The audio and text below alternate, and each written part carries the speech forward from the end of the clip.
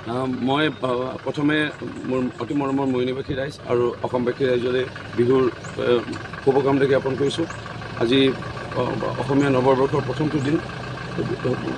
মই মোৰ পৰিয়ালৰ কাৰণে যেনে ভগৱানৰ ওচৰত প্ৰাৰ্থনা জনালোঁ, লগতে হওক বুলি ইয়াৰ লগতে মই প্ৰাৰ্থনা জনালোঁ আমাৰ সমষ্টিবাসীৰ লগতে অসমবাসী ৰাইজৰ মংগল হওক। দেশৰ প্ৰধানমন্ত্ৰী নৰেন্দ্ৰ মোদী ডাঙৰীয়া তৃতীয়বাৰৰ বাবে তেখেত প্ৰধানমন্ত্ৰী হ'বলৈ গৈ আছে আৰু মুখ্যমন্ত্ৰী ডক্টৰ হিমন্ত বিশ্ব শৰ্মা ডাঙৰীয়াৰ নেতৃত্বত অসমত আমি বিকাশ আমি দেখা পাইছোঁ।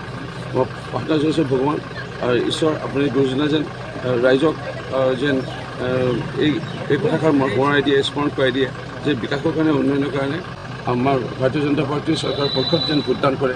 ভগৱানক সেই প্ৰাৰ্থনা জনালোঁ আৰু ৰাইজৰ যথেষ্ট সঁহাৰি পাইছোঁ, ভাল লাগিল। অলপ বিহু নাছিলোঁ আমি কণ চেমনীয়া মইনাসকলৰ লগত আৰু এই ৰাইজৰ যিটো সঁহাৰি, ৰাইজৰ মৰম, মোৰ বিশ্বাস আমাৰ প্ৰাৰ্থীগৰাকী বহু ভোটত জয় হ'ব। বিশেষ কৰিবলগা হোৱা নাছিল কাৰণ ভাৰতীয় জনতা পাৰ্টীত যোগদান কৰা মই 3 বছৰ মানে হ'ল। যোগদান কৰাৰ পিছৰ পৰাই বিকাশ কৰি গৈ আছোঁ।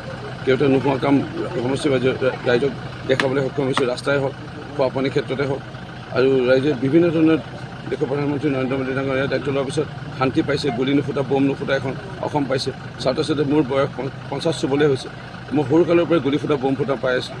কেইটা বৰ্ষ ধৰি বিজেপি চৰকাৰ হোৱাৰ পিছত গুলি ফুটা বম ফুটা ধৰ্ণা প্ৰতিবাদ, তাকো ডক্টৰ হিমন্ত বিশ্ব শৰ্মা ডাঙৰীয়া 2.5 বছৰ 3 বছৰ হওঁ এই 3 বছৰ নহওঁতে আজি যি অসমৰ কাৰণে এটা শান্তি পৰিৱেশ আনিলে ৰাইজে দেখা পাইছে আৰু স্বতঃস্ফূৰ্তভাৱে ৰাইজৰ সঁহাৰি আমি লাভ কৰিম মোৰ বিষয়ে।